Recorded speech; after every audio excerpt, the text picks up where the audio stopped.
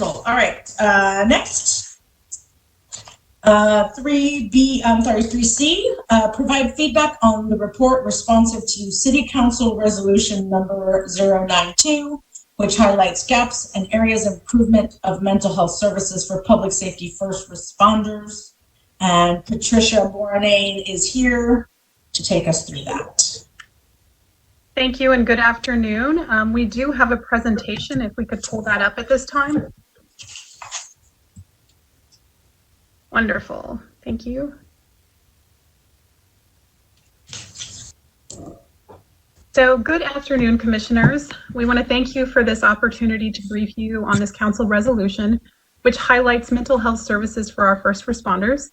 My name is Patricia Bournain, Assistant to Assistant City Manager Ray Ariano, who oversees the public safety departments for the city. Joining me today for this briefing is AFD's Assistant Director, Dr. Rennell Polson, and APD's Health and Wellness Director, Rick Randall. We also have on the line the Public Safety Chief of Staffs for each department. We're going to provide you some background information about the resolution and an overview of current options available to personnel and the gaps and improvements identified during the process. Next slide, please. In June 2019, Council passed a resolution directing the city manager to develop a comprehensive report outlining key information related to the city's mental health services for our first responders. It also touches on privacy measures, best practices, and also will shed light on areas where the city needs to improve upon. In order to develop this report, we are to receive input from several different stakeholders. I do want to note that due to some staff turnover in the city manager's office and our focus shifting heavily to the COVID pandemic last year, there was a delay in the coordination for developing this report. So starting this past fall, we began reaching out to the city's corporate HR department, the public safety departments and their associations, and our first responders for input. On January 12th, we held an input session to gain additional feedback, specifically focusing on receiving input from our first responders and staff psychologists. This feedback gained during this input session was extremely helpful in shaping the report's recommendations that was submitted to your commission last week. The resolution also called for the city to receive input from outside agencies such as the Capital Area Council of Governments and the Dell Medical School, and we have reached out to both agencies and anticipate receiving feedback from them. Next slide, please. The resolution further outlined that we gain input from your commission, the Austin Travis County EMS Advisory Board, the Public Safety Civil Service Commission, and the city auditor. Assistant City Manager Ray Ariano shared the report with your commission for your review, and we ask that as you review the report and listen to the overview that Rick and Dr. Polson provide today, that you be thinking of any areas we may have missed. So now, next slide, please. I'm going to hand over the presentation to Rick Randall and Dr. Polson. Thank you, Patricia. Good afternoon, everyone. So just to talk briefly about our current offerings in terms of mental health services and assets for our employees, and then I'm going to pass the baton to Dr. Polson. If you'll notice that we talked first of all about the Wellness Center, and just as a quick reminder, the fire department and EMS had a collaborative arrangement for a number of years for public safety wellness. And about a year and a half ago, APD joined in first in a conversation, but then starting to bring resources and assets into that relationship as well. And I will tell you, it was fortuitous that we did, because transferring our medical health resources over to the Public Safety Wellness Center has enabled our medical staff to be able to both take care of testing and now vaccinating our employees from all three agencies. And we couldn't have ramped that up that fast. So the Wellness Center is absolutely an idea whose time has certainly come.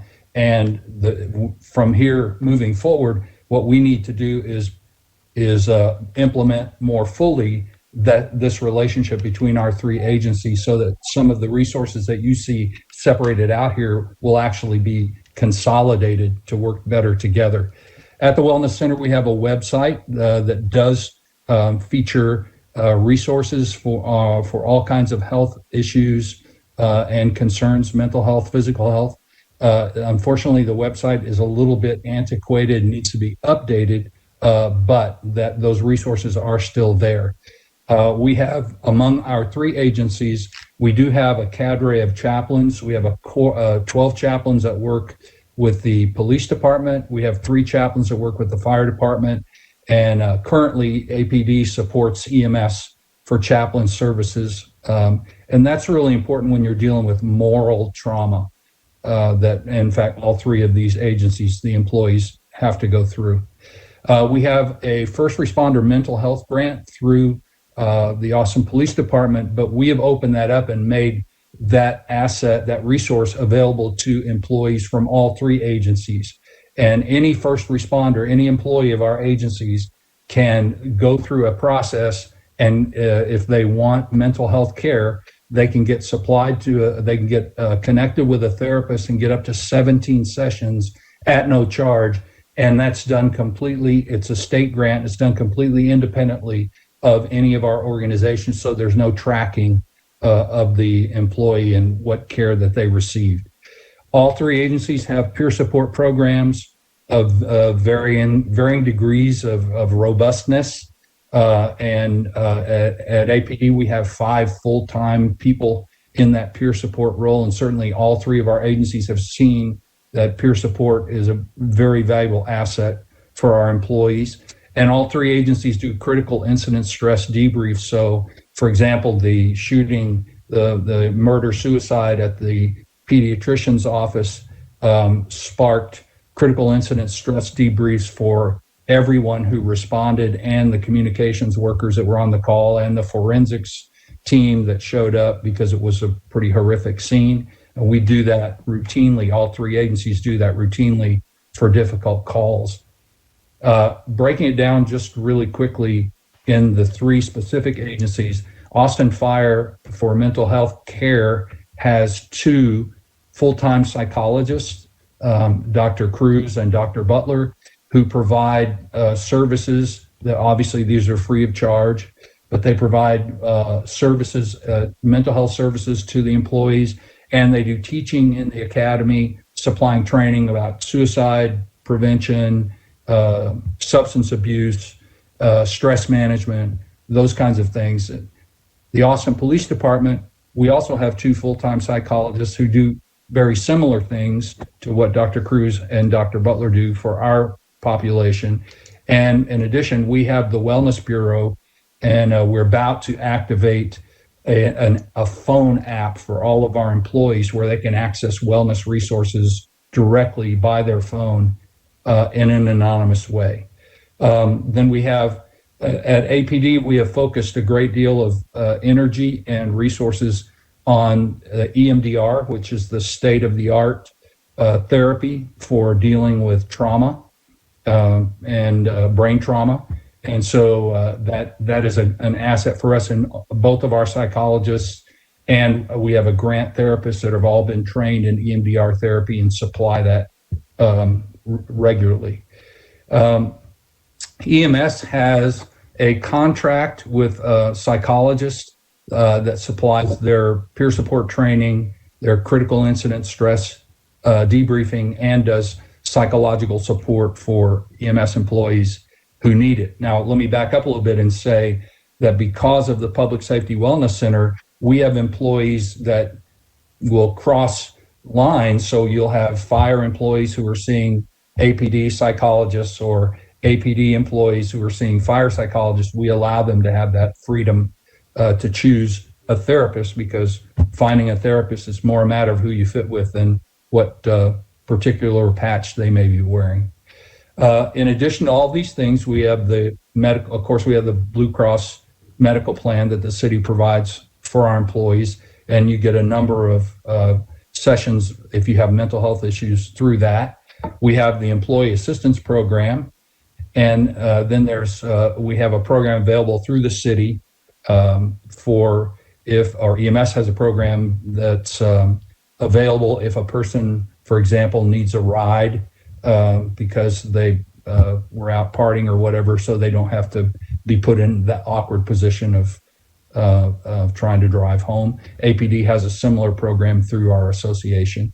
Now, those are the things that we currently have in place. But we have identified that there are some areas of need, and these have been expressed not just by our leadership, but by the heads of our various associations. And I'm going to let Dr. Paulson run with the baton from this point. So let me clarify just a little bit. The reason Rick and I were asked to speak to you is that the Wellness Center actually has a governance board. And on that governance board sits 3 representatives of labor and 3 representatives of management. And Rick currently is a management representative who also serves as the chair of that governing board. So he was present naturally while we were doing those input sessions. I've been functioning as sort of a facilitator for that governing board, and then was asked to help with the January meeting to gather input. So those are our roles with all of this. One other point of clarification is that EMS helps to pay for those 2 psychologists that are fire employees, but EMS pays a portion of their salary back to us, and they do provide services to EMS employees in addition to the contract that they have that I'll get to in just a minute. So we actually thought it might be more efficient to kind of skip over the gaps and go straight to the improvements. You can see those gaps that were identified with our input sessions and with the individual interviews that Patricia conducted with various people. And they definitely have a correlation, a 1-to-1 correlation with the improvements that we'd like to suggest. The first and most important improvement that all 3 departments agree upon is that there is a lack of psychiatry. We need a psychiatrist to work with the public safety employees. It turns out in the Austin area, psychiatrists are in short demand, and they don't take workers' comp for the most part. They don't have to. They're kind of a rare resource. So what we'd like to propose is some sort of a fund to be able to keep a psychiatrist sort of on a retainer, or to produce a service agreement with some group of psychiatrists. Potentially, we've got some leads with Dell, the Dell Medical School and all, that we might be able to establish a relationship there. As you know, there is a difference between psychologists and psychiatrists in terms of the services that they can provide. And while it is not needed a lot with the public safety departments, it is needed periodically. And so it's a big gap that we need to respond to. The other thing that's sort of a blend between our resources that we have and our coverage from either workers' comp or from medical coverage is the need to, when somebody needs to go into rehab for substance abuse. As you might guess, inpatient rehab for alcohol treatment or other substance abuse is very expensive. While we can get the insurance to cover part of it, oftentimes first responders, like other city employees, are left trying to deal with a fairly large debt after going through that sort of rehab. And so if there was a way for us to be able to supplement what the insurance pays for with some sort of a fund, that's also being requested. We need to establish some sort of protocol for mental health days. As we talked across the 3 different departments, all 3 treat mental health day when an employee just needs to decompress from the stress, from the vicarious trauma. In some departments, it's declared a sick day. In another department, it might be declared a vacation day. And there could be some difficulty in obtaining that as a benefit when there's shortages of staff. It seems like sometimes it's interpreted as a luxury rather than a necessity. And all 3 departments describe that there are times when employees are under such stress that it is no longer a luxury, that there needs to be some mechanism to kick in to allow them to take that day to decompress. The 3rd bullet over underneath the improvements is that we need some specialized training. it was emphasized for leadership in terms of how to handle mental health issues, and that reflects back on that protocol for mental health days. But it's also for the first responders themselves. It's a fire, EMS, and police are obviously a group of people who are not always open to exhibiting or asking for help and talking about these mental health issues. And so the sort of training that we might need could be along the lines of how to identify someone who could be exhibiting sort of subtle symptoms of being suicidal or having some kind of substance abuse problem. But it could be more specific, too. We had a conversation, this goes into the next bullet, that even our psychologists haven't been trained particularly in the area of social justice informed mental health care. When the psychologists all go to school, they're learning the basics. Well, the world has changed, and we now know that there's a lens, an equity lens, that things like mental health issues need to be seen through. And they would like some training with regard to that, so they could apply it to what they do and what the people they work with, how they interact with the people they work with in the peer support or in the chaplains group. So that's our fourth bullet. Let me stop there and see if there are any questions about those. Well, let me do a couple more, and then we'll kind of take a break, see if there's any questions of us. There's some specific need for a couple of FTEs, the behavioral health component at the wellness center, and we're trying to pull in the psychologists from police a little bit more too. That behavioral support or behavioral health component doesn't have any administrative support, doesn't have anyone to do program coordination, just the bare bones of getting things scheduled and getting people in the right place at the right time. So we are going to be asking in the next budget for 2 full-time employees related to those kinds of activities. And then additional funding also we'll be putting into our budget request, additional funding for peer support activities. It's been suggested, for example, from EMS that we need to have pins for all of the people who are peer support counselors so that they're easily identified out in the field. It's a simple thing to buy a pin, but it means a lot to the person who's had all this training to be in peer support, and it will help with that identification on a very subtle sort of interaction between needing help and being able to provide help because of training. Let me stop after those few and see if you have any questions about those particular requests. Any questions from the commissioners? Commissioner, yes, please go ahead. Yeah, I have a general question. I was wondering if the employees are still welcome to seek counseling or psychiatry or psychology services through their health plan in addition to the ones that are with departments? They are certainly encouraged to seek it through that more independent source. But what we find is that psychologists and counselors who have not worked with first responders as a general sort of as a group, oftentimes are not as sensitive to some of the nuances of the stresses that they're under. So having specialists within the wellness center who have a background in what's going on with first responders are sought out more often than going to an independent. Now, there are times, especially with things like family counseling, that our folks will go to an outside counselor just because of the anonymity of it.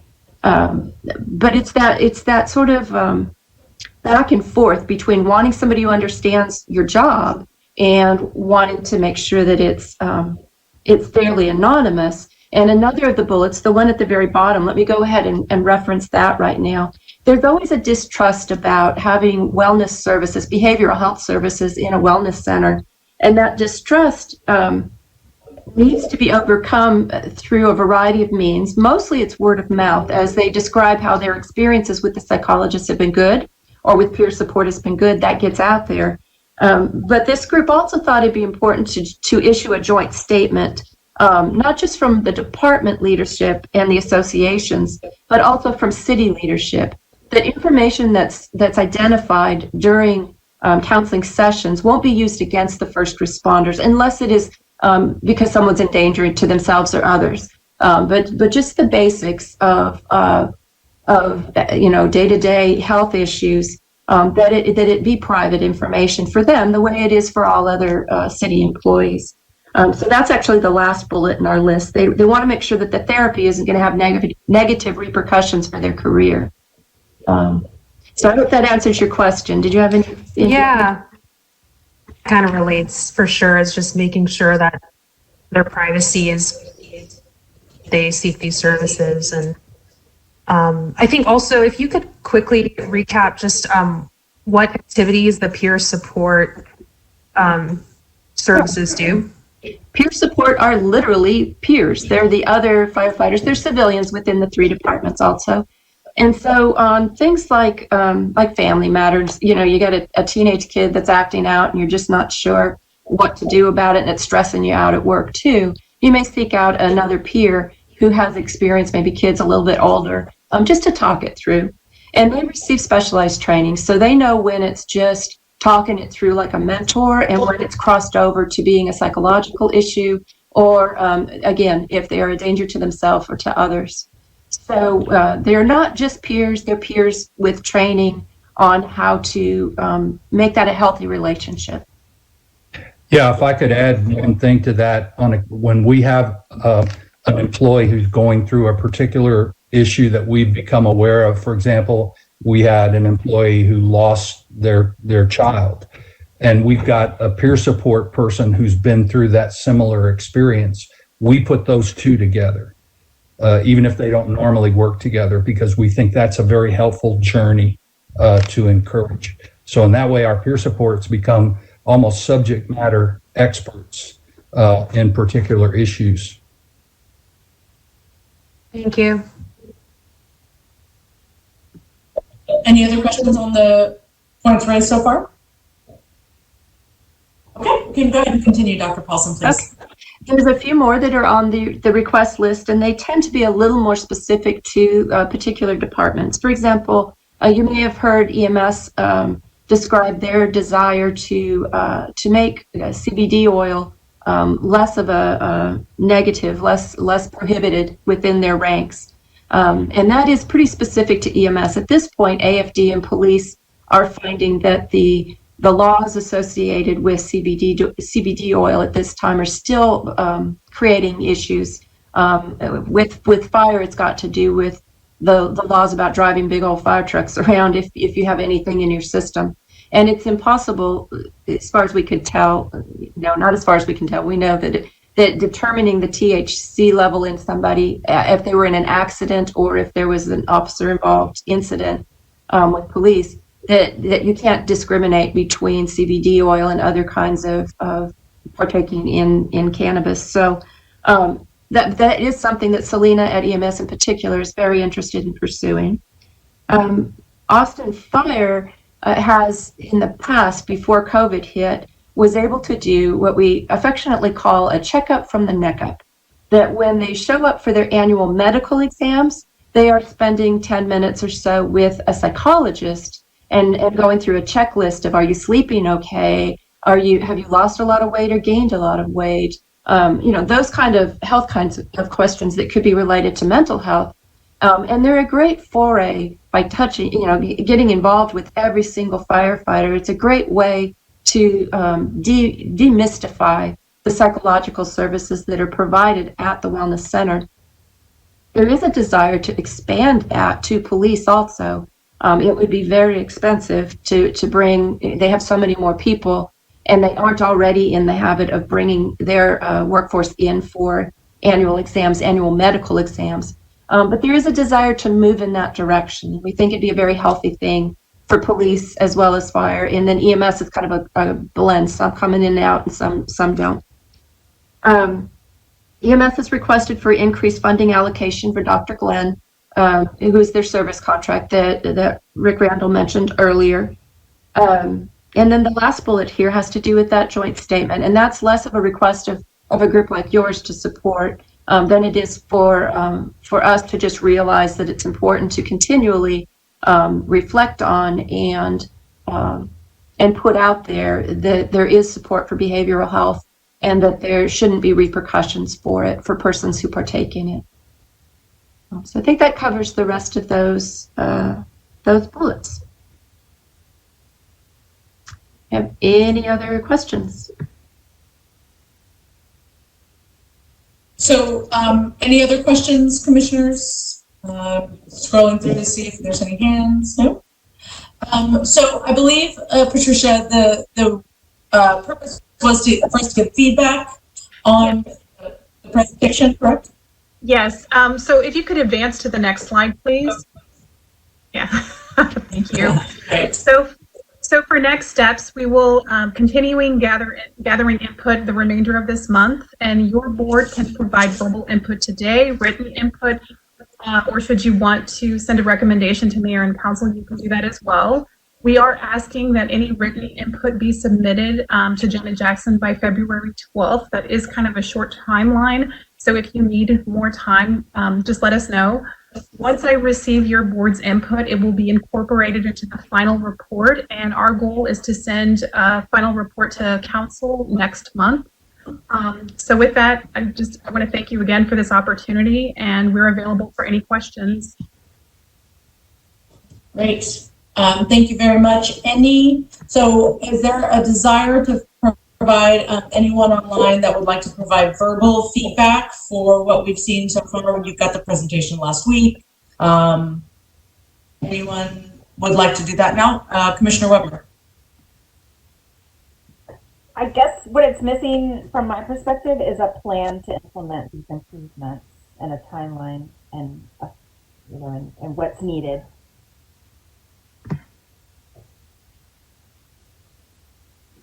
Can you say that again? I'm sorry. So I was saying that what's missing from the report is, for me, is recommendations for additional budget items and the timeline for making sure that these improvements, which are great, and thank you so much for gathering this information, but what is the plan to get it into place? So really, the report wasn't to highlight that. It was so much, the intention is to just highlight and daylight what improvements need to occur. And then we would inform council, and then I would think that they would give us direction on implementing the improvements. And I think it's the intent of the departments that the items that will receive, that need funding, will be integrated into our budgets. It needs to happen at this time of year because we're at the beginning of the budget cycle for next year. That makes a lot more sense to me than that you would have worked so hard to identify gaps and then you would just give it to council and wait. So I think that needs to be in the report, that the departments, intend to fill these gaps. And there are some low-hanging fruit that we can accomplish without even council's input or anything. If we have the budget, such as what was discussed, some of the pins and different recognition things or others, we can do that. I speak for EMS, we plan to do that as soon as possible. Yeah, I think it makes sense to tell council we've identified these gaps and we're already dealing with, them, and we may need some additional funds to deal with these other ones. Thank you for that feedback. Sorry, I got muted. Chief Byers or Chief Gay, is there any feedback that you have based on the recommendations and how you're moving forward with your budgets? Is this something that you are supporting as well in your departments? This is Chief Byers. I think I would echo what Chief Jasper Brown just said, in that we can look at some things like the peer support lapel pins. I think it'd be good if they were the same type of pin across all three departments, if the group is agreeable to that. That way, at any given scene, if a peer support person can step in initially, that would be helpful versus waiting for one from a particular one of our sections. From APD, absolutely, we concur that there are items that we can move forth with. And of course, even when budget constraints don't allow us, we continue to look for other ways to find funding, as we did with the Cortico app. That is something that someone is helping to fund. So we definitely are looking for opportunities to move with these improvements.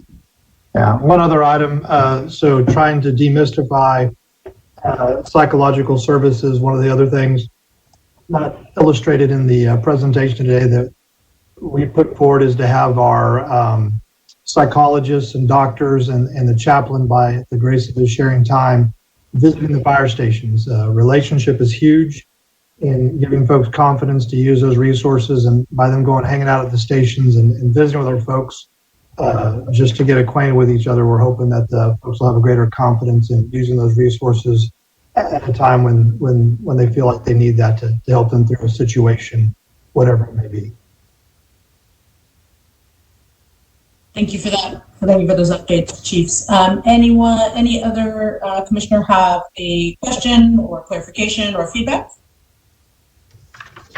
Nope. Patricia, you mentioned that if we could also put together a recommendation to go along with your package to the city council. Yes, yes. I would be interested in supporting that, adding a recommendation in from public safety that we support the improvements that you're trying to make to the mental health of our first responders. Do I have a second on creating that recommendation? Second. Okay, perfect. Commissioner Lane. I will start the draft on that, and I will do my best, Patricia, to get it into your timeline. I know I wrote down the dates, so we'll work on that. I know we won't be able to, Ms. Jackson, since we will not be able to do a full vote on that recommendation before the timeline, what is the procedure on getting that done? Or Commissioner Wemper, you have way more experience sharing than I do. Is there any way to get that recommendation cleared through commission before?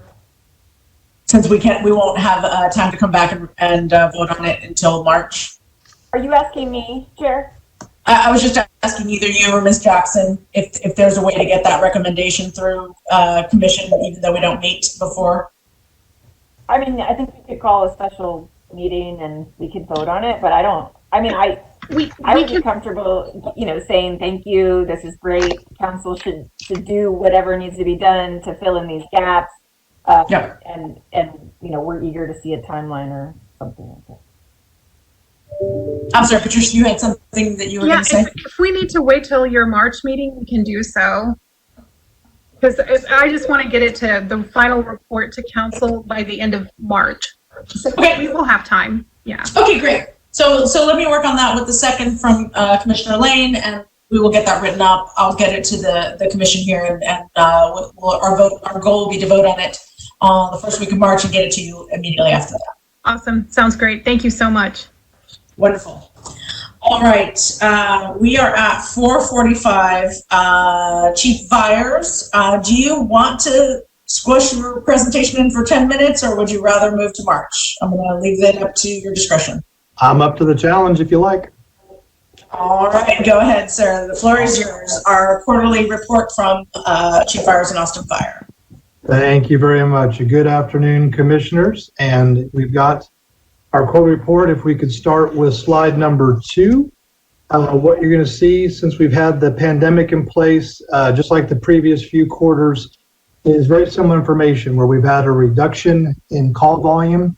For all incidents, that means whether it's a code 1 driving without lights and sirens, it's been about a 9% drop. And then for our emergency responses, where we're going with lights and sirens, there's been about a 22% drop from last year's equivalent quarter to this year's quarter.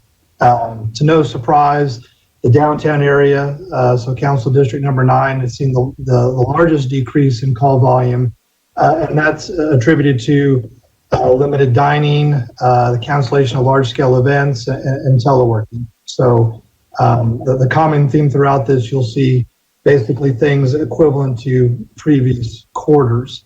The next two slides number 3 and 4, our district representation of the overall trends that I just mentioned. So looking at 3, that's going to be request for service, all calls, and slide number 4 is going to be for the emergency responses. And you see that labeled out by district. Moving on to slide number 5, you see comparisons of the call types, and it's relatively similar from before, just an overall reduction from last year's quarter to this year's quarter. And that's going to be for all calls. And then if you move to slide number 6, that's going to be for emergency call types, with the medical response being the greatest portion, and very similar in nature.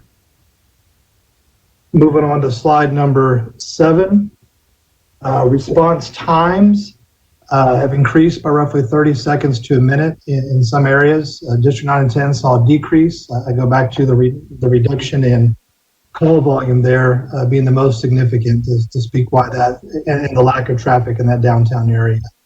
The overall increase in response contributed to changes in medical response protocol. When a caller is identified as potential exposure to COVID or ILI, flu-like symptoms, the call taking is adjusted slightly to gather that information, and the PPE that our folks put on and how they approach the call is adjusted a little bit for precautions.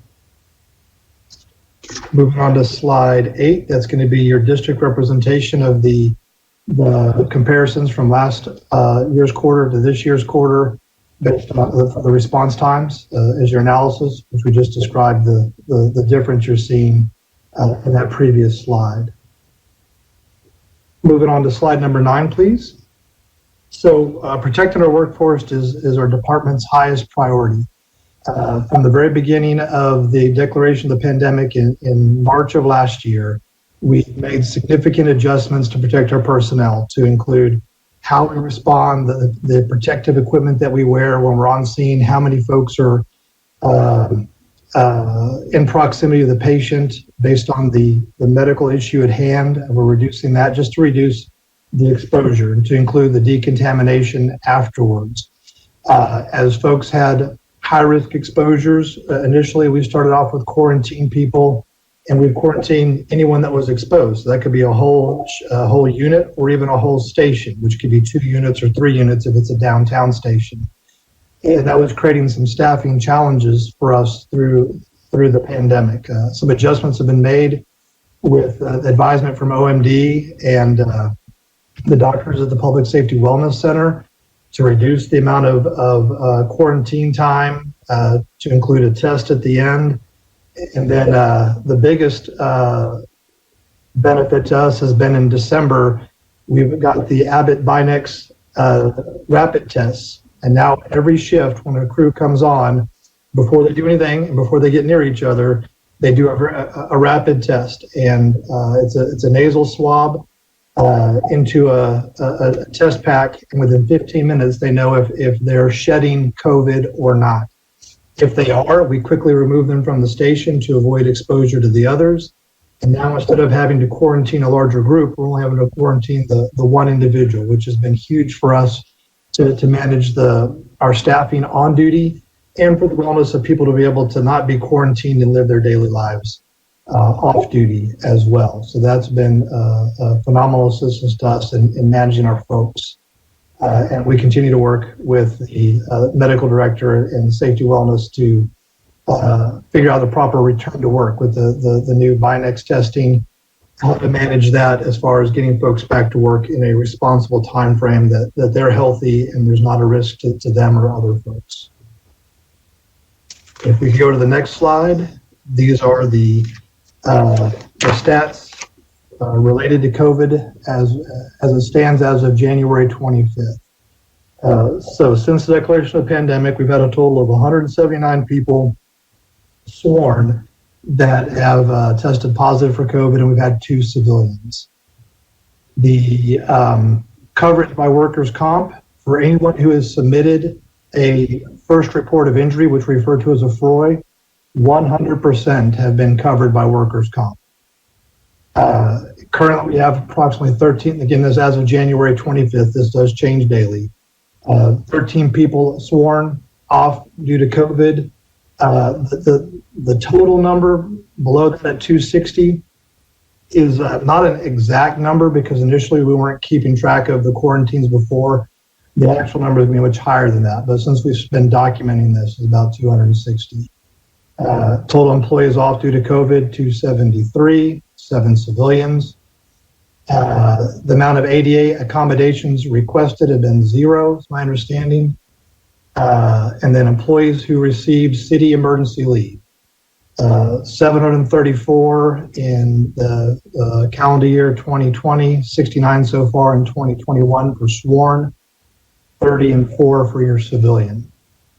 And then the city emergency leave, the expanded FEMLA, 260 sworn, 11 civilian. Moving on to slide number 9. I'm sorry, slide number 11. Things we've been doing so far. We've been assisting, supporting the Austin Public Health with the COVID-19 vaccination effort. Our primary support was in incident management, so setting up the system, command and control, and even administering the vaccinations. I know this isn't last quarter, but I figured it was current and made more sense to cover it now than later on down the road. Between January 11th and January 23rd, AFD helped administer over 20,000 vaccinations. AFD provided support for 7 vaccination clinic days to date, with up to 30 firefighters helping each day. We also provide emergency response standby when people are, especially with the second shot, at least internally, we're seeing a lot of adverse reactions. And so we have a unit standing by that if someone's not feeling well, we can provide initial medical care to address their situation. And the crew going there rotates every couple of hours. Moving on to slide number 12. We're about to start a new cadet hiring process. We got a new class starting in March, which will have 37 cadets, and a new hiring process because the current one's about to expire. Is in the process of opening up applications or sometime here in the spring, with a written exam scheduled for June, and the structural oral process is in July. And we hope with this process going through that the first cadet class from the new hiring process for 2021 will start sometime in January. With that, the last slide. And because we're about to open up for applications, we want everyone to know that we strive to recruit and retain a diverse workforce. If you or anyone you know is interested in joining the Austin Fire Department, please visit our recruiting website at joinafd.com. We'd love to have you. So with that, that concludes my report, and I'm available for any questions y'all may have. Thank you, Chief Myers, and we will put it on your bill for that free recruiting commercial you just got here on our meeting. Absolutely. Any questions, Chief Myers? All right. I don't think we have any questions for you. Thank you so much for your time and for your flexibility in moving on the schedule. So thank y'all for your time as well, and don't forget that website is joinafd.com. Appreciate you greatly. Thank you very much.